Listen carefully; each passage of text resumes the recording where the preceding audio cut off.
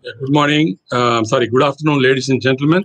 From Vijaya Diagnostics Group, I invite you for this learning platform, which is enabled by the domain experts in the field of surgery, orthopedic surgery, and also the clinical, radiology.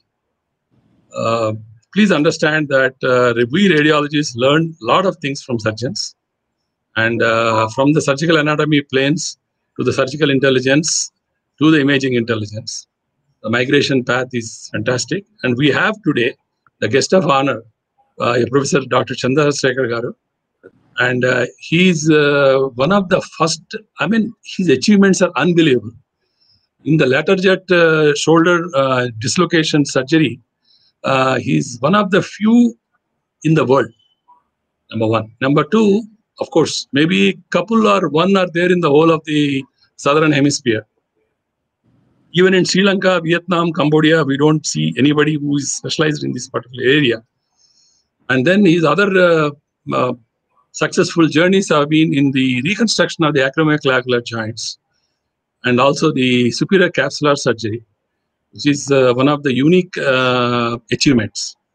And apart from that, he has a galaxy of the centers of excellence fellowships from the countries like France, Italy, Singapore, and there's a big list. And you can imagine, you can see his passion and his depth of knowledge. And today, I'm very happy to have him, sir. You are welcome to the session, Dr. Chandrasekhar Garu. Thank you very much, It's sir. a pleasure to see Thanks you. for inviting me for this great session. And hope I will be able to contribute a little. Yeah. Absolutely, please. And we have Dr. Krishna Mohan, one of the, of course, not too young, but very young batsman, according to me, and has been, embarking onto shoulder imaging from the beginning and has a lot of excellent experience and passion. And I welcome Dr. Krishna Mohan and to speak on the pearls and pitfalls in imaging of the shoulder by arthrography. Krishna, Thank you, sir. go ahead. Thank you. So MRI of shoulder now revolutionized the shoulder imaging after MRI. Now it permits direct visualization of most of the important structures of the shoulder, like apart from the bones and other tissues. We can have comprehensive assessment of all shoulder pathologies as compared to the X-ray and ultrasound, which are focally like X-rays will give only bone pathologies and ultrasound will give only tendon and those kind of pathologies. But this is a very comprehensive modality which shows each and everything. Like to name some examples, we can detect tendinopathies, rotator cuff tears, adhesive capsulitis, acute shoulder injuries, and shoulder instability, which is the most important thing for shoulder MRI, and osteonecrosis, neoplasms, osteoarthritis, inflammatory arthritis, infections, and denervation changes and posture. These are some of the things which we regularly see day-to-day practice.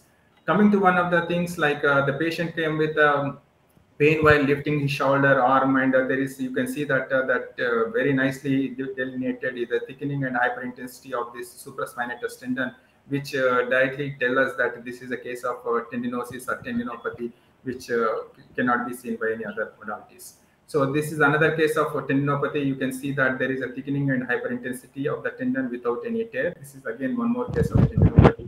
Yeah, coming to the tears, we can have partial thickness tears, which can be clearly delineated on MRI. You can see that there is a partial thickness tear on the articular surface, and you can have the tear on the bursal surface of the supraspinatus tendon, which can be seen more clearly on the MRI. And you can have some kind of interstitial delamination tears, which can be delineated and which can be accurately quantified on the MRI. And here, this example, you can see that there is a case of a partial thickness tear involving the foot plate of the supraspinatus tendon, which is seen as a hyperintense signal here. And here you can see that there is a full thickness tear of the supraspinatus tendon with the superior migration of the humeral head, and there is a effusion. There is retraction of the supraspinatus tendon till the level of the glenoid here. You can see very accurately on this image. This patient again presented after the trauma, and you can see that there is a full thickness tear with the retraction of the supraspinatus. There is you can see a lot of muscle edema due to acute injury here. And coming to this is a very high-grade road traffic accident. You can see that there is complete tear. Like you can easily see all these infraspinatus muscle tears, subscapularis tear, and supraspinatus. This is a massive rotator cuff tear with a lot of effusion, which everything we can clearly delineate on these MRI images.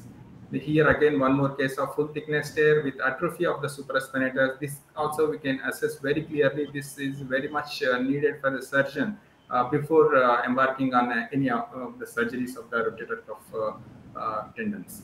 And rotator cuff disease, we can see dimensions and extent of the tears, conditions on involved tendons and tear morphology, and involvement of the subscapularis and infraspinatus tendons, and assessment of the muscle atrophy, which is very, very important for the surgeon.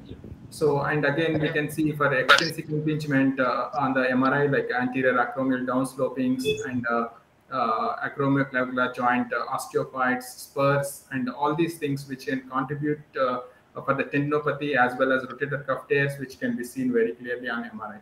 Here in this case, you can see that there is an acromioclavicular joint which shows significant hypertrophy and is causing impingement over the tendon with associated changes of tendinopathy you can see here. And there are several acromial types which are described, which type 1, this is next is the type 2, this is type 2, this is a very common type of acromion, and this is a type 3 acromion which contributes to the tendinopathy and tears very commonly, which we can easily detect on MRI. Here you can see that there is a lateral acromial downsloping which causing impingement over the supraspinatus tendon in this case, causing tendinopathy with the subacromial bursitis, and all these things we can see very clearly.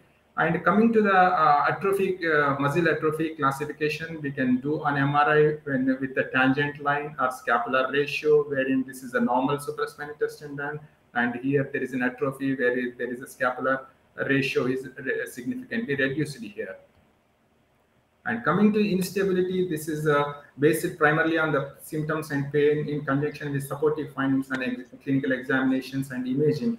In the instability classification, we have glenoid and labral injuries like bone, soft tissue Bankers, bony Bankers, and Perthes, ALPSA, GLAD, and superior labral injuries such as slap lesions, and related humeral injuries like Hill-Sachs and reverse Hill-Sachs injuries, and Hagel lesions. These all can be better characterized on MRI and with the addition of MR orthography sequences. So what we find in these things, the labral tears can look like detached labrum or displaced or absent labrum or blunted edge of the labrum, labral fragmentation, or signal changes in the adjacent cartilage. Orthography leads to a significant increase in the sensitivity in depicting all these labral tears. Coming to the classic assessment, we have to do in the clockwise manner. Slap lesion will come from 10 o'clock to 2 o'clock position, and Bankers lesion typically is from 3 to 6 o'clock position. It can extend in any direction, but typical lesion is a 3 to 6 o'clock position.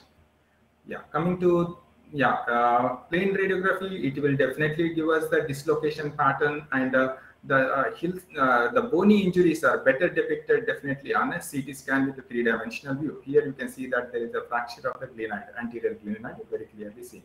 And of course, the Hill-Sachs lesion, you can see there is a depression over the posterior aspect of the humeral head at the level of the coracoid process, which tells that there is a possibility of anterior dislocation in this patient. Compared to the Bankers and Bankert variants, this is a nice diagram to depict all these things. Here you can see that there is a Bankers injury with labral injury here along with the periosteum. Both are avulsed from here. And there is the osseous Bankert wherein fracture of the glenoid bone also along with the labrum and the periosteum. Here this is the reverse Bankers lesion. There is a Perthes lesion wherein the periosteal separation is there along with the labrum, and also there is displaced labrum and a GLAD lesion where there is a cartilage disruption along with the labrum injury. Here you can see that there is a humeral avulsion of the glenohumeral ligament, where there is a glenohumeral ligament is avulsed in this particular orthography image, and there is an extravasation of contrast you can see along the humeral edge, which we can accurately delineate on these images. And coming to the slap lesions, there are several types, up to almost 9 to 10 varieties are there, but most important are type 1 to type 4, based on the site and detachment of labrum and biceps anchor. This is the type 2 variety, which is the most common, and type 3 variety is bucket handle tear of the superior labrum. Coming to the MR arthrography, this is done with intra-articular injection of the gadolinium along with the saline. It can be injected under fluoro or CT guidance. This is done under CT guidance where the needle is passed into the joint cavity, and you can see the better distension of the joint cavity, which accurately depicts the labral tear with more confidently. Here, one of the examples, you can see that there is a slap lesion. The contrast is extending into the labral and cartilage in the splenoid interface here. So there is accurate delineation of the slap lesion in this particular case. Here you can see that there is a posterior labral tear. The anterior labrum is normal. In this arthrographic distended joint, you can see that there is a posterior labral tear with the signal changes and the contrast extending into the labral interface. Here, there is a Bankard's lesion where you can see that there is a separation of the labrum with the contrast seeping in between the labrum and the bone. Coming to the one of the variants here, slap with Bankard's, both are there here. Here, slap, there is a contrast extending to superior labral interface, and there is a detachment of the antero-inferior labrum with the contrast extending. So everything we can delineate in a single go. With MR arthrography, the characterization is far better. Here again, one more case of Bankard's lesion. There is a blunting of the glenoid also. This is a bony Bankard's lesion. Even at the sagittal, you can see how the separation of the labrum, you can see very accurately here. Here there is a blunting with fraying and of the labrum, you can see more clearly with this distended joint.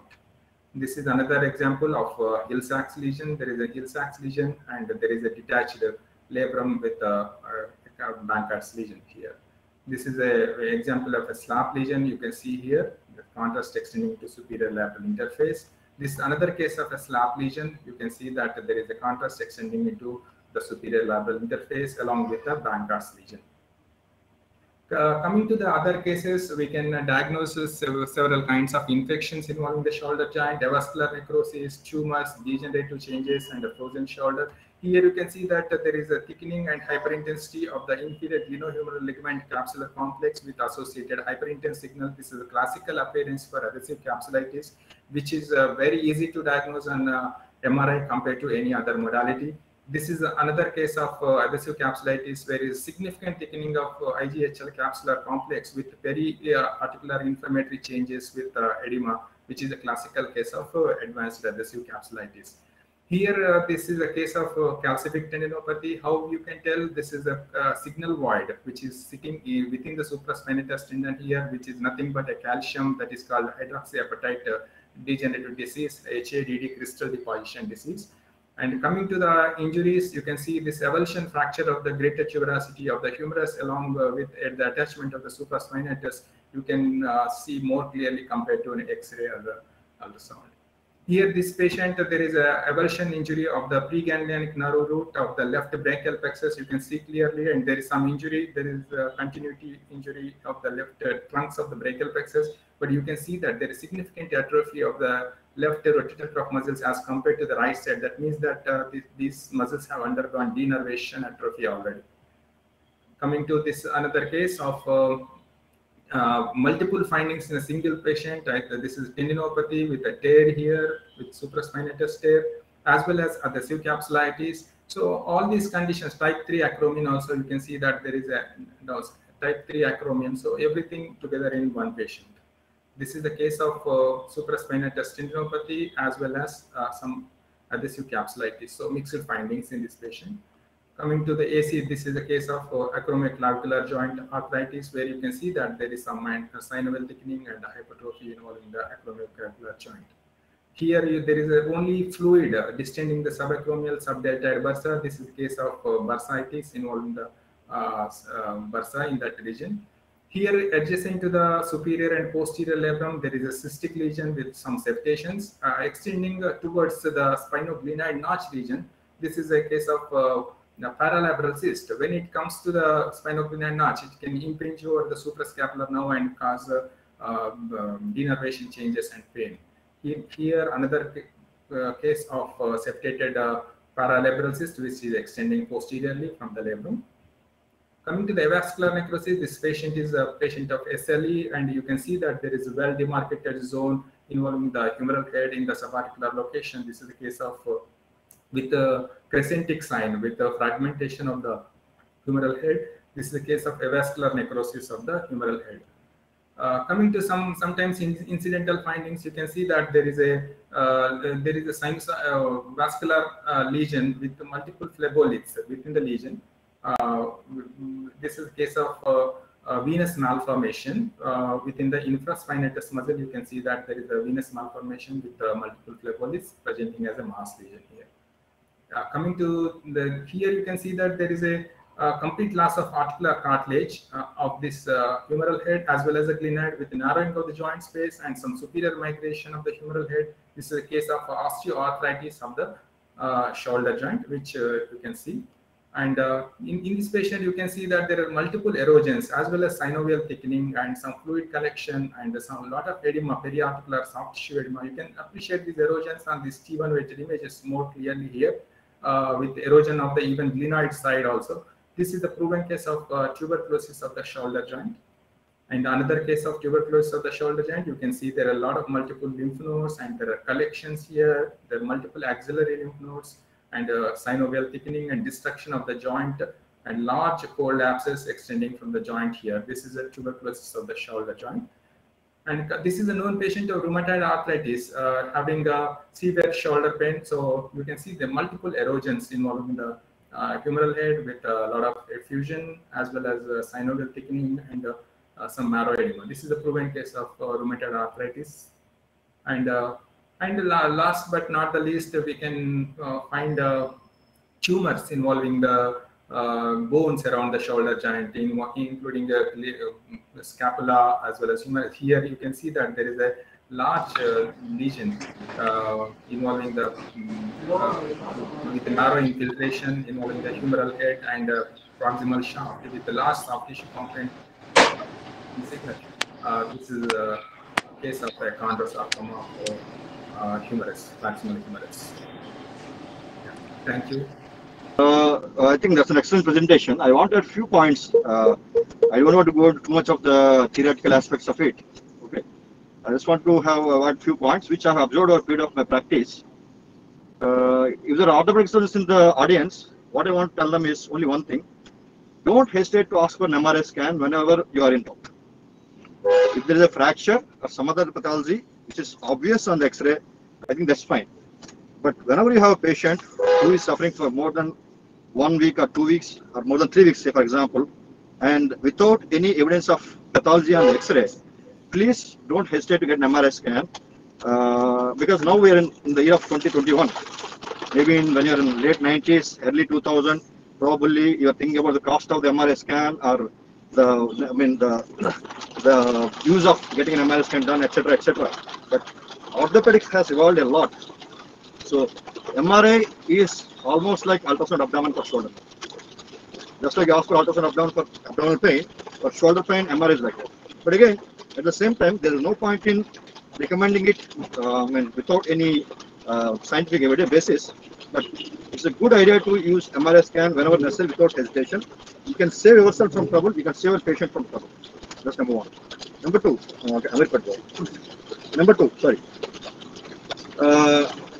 one of the common problems what I see in my practice is that some patients will have an injury to the shoulder. They'll go to the doctor, orthopedic surgeon, with the pain in the shoulder and inability to lift the shoulder. And they get an MRI X-ray, and X-ray is normal.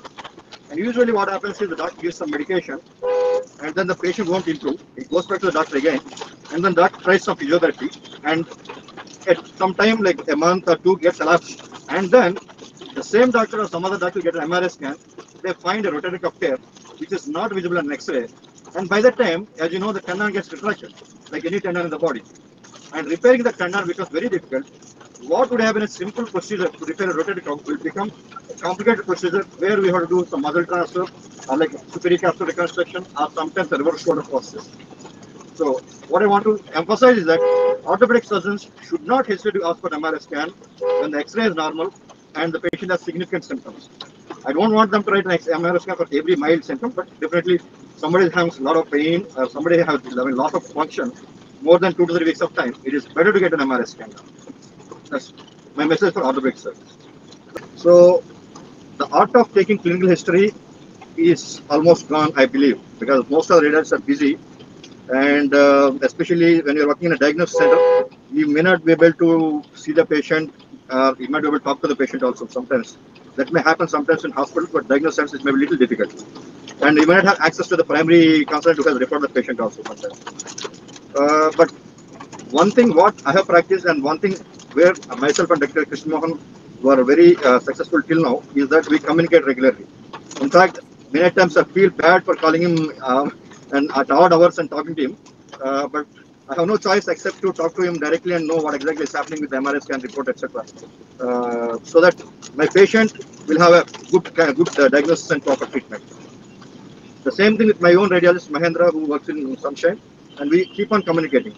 In fact, Mahendra, the moment he sees, he runs away because he knows that I'm going to discuss with some regarding some patient.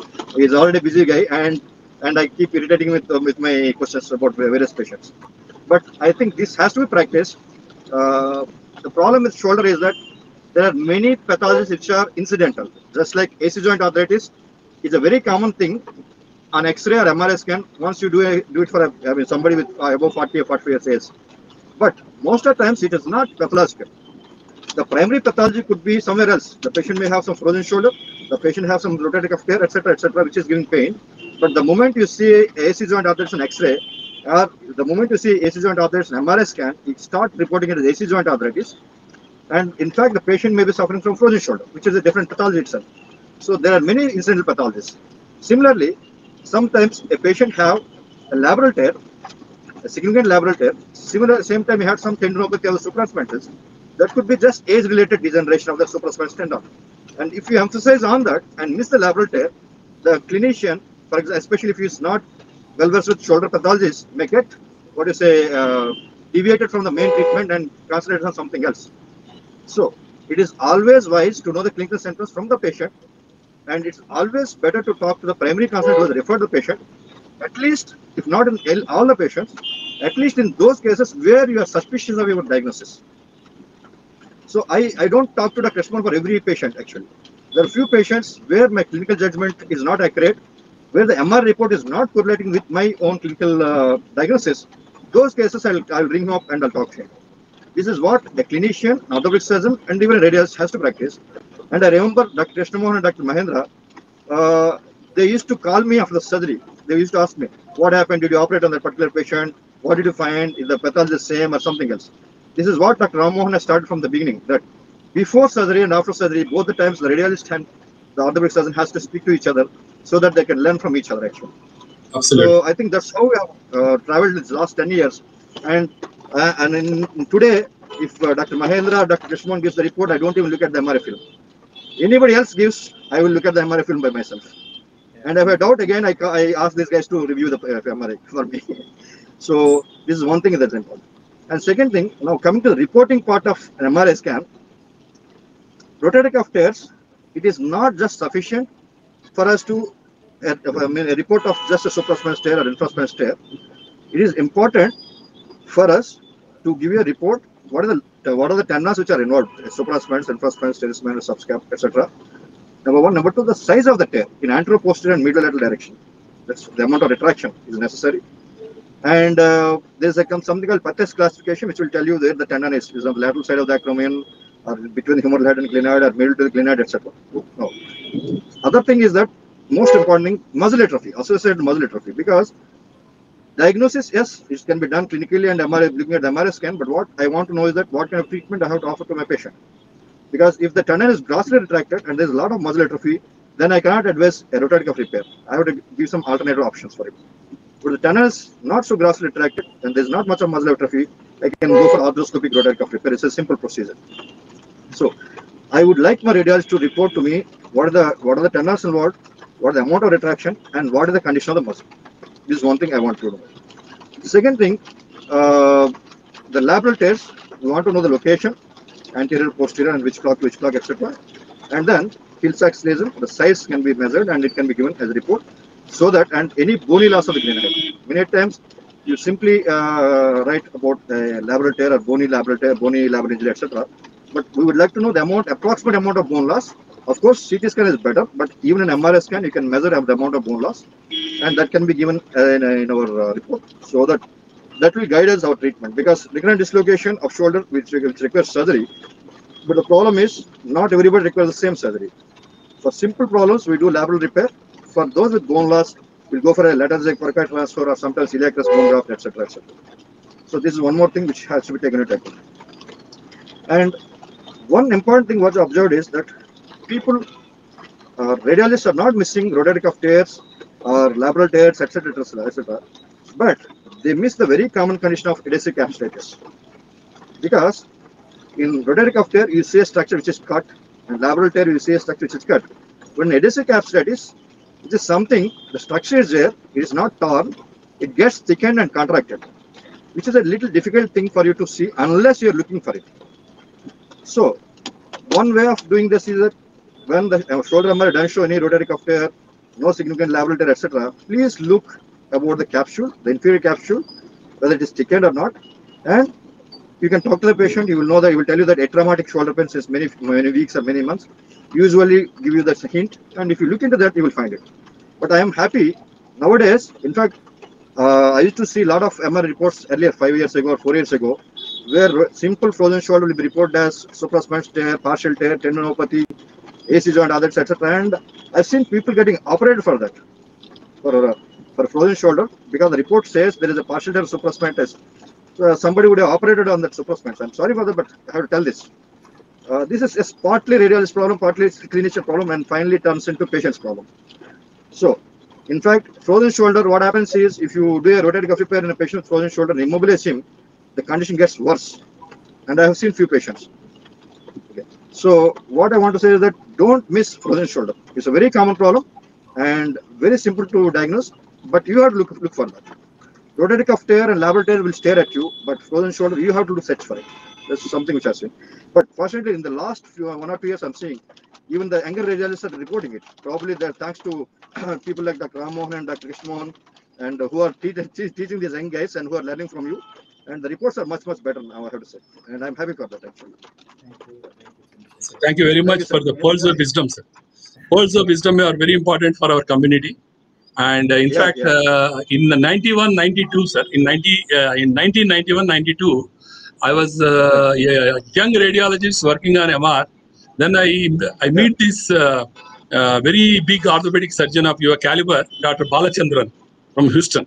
Okay. So he comes and he comes and asks me. He and his son-in-law both are shoulder surgeons. He asked me. He shoots so many questions. Then then I understood. You have to develop a multi-compartmental, algorithm-oriented checklist to look at all so that you eyeball and look at all the clinical paradigms and your message of taking clinical history. Follow a typical algorithmic systemic approach. Don't miss adhesive capsulitis and other associated pathologies. And if you see one degenerative change at acromioclavicular joint, don't get excited and stop the satisfaction of search. You should see that there are some other co-associated pathologies. Somebody asked, what is the most complex or difficult to diagnose shoulder pathology on MRI? So the answer is the second one, because the first one is obvious. So second one, you have to especially look for it. Thank you very much, sir. Thank you very much, and we'll have more such sessions, not only in this part of the world, and other parts of the world. Your kinds of inputs are required, sir. Thank you very much. Thank you very much, sir. Thank you. Thank you. Thank you, Dr. Krishnamohan. Thank you, Dr. Thank you, sir. Thank you, Dr. Shekhar, for the nice words Thank you. about me. Like, we are really sharing a lot of interesting cases, and your feedback is helpful to me. Thanks to you and Vijay Diagnostics, that I have able to diagnose a lot of patients. Thank you. Right, sir. Thank you, sir. Thank you. Thank you, sir. Bye. Hello, sir. So, Dr. Krishnamohan, here is the shouldering the responsibility to talk on shoulder imaging and arthrography and pearls and pitfalls, the clinical paradigms. Thank you very much, Dr. Krishnamohan. Thank you. And I thank Vijay Diagnostic team for providing radiologists like us such an excellent broad spectrum platform of technology and post-processing capabilities and archiving capabilities and the collaborative decision-making kind of chances because of the huge spread of your organization and empire, and very talented team of different age groups and different talents. Thank you very much to Vijay Diagnostics and especially Dr. Surendra Reddy Garu and the wonderful Suprita and all the dynamic team members. Thank you.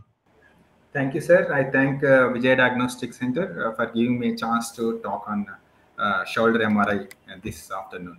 Thank you. And of course, we have to thank Dr. L.T. Kishore, our dynamic HOD, who is really working hard to transform some of the workflows and structured reporting, contextual flow intelligence in the department. Thank you, Dr. L.T.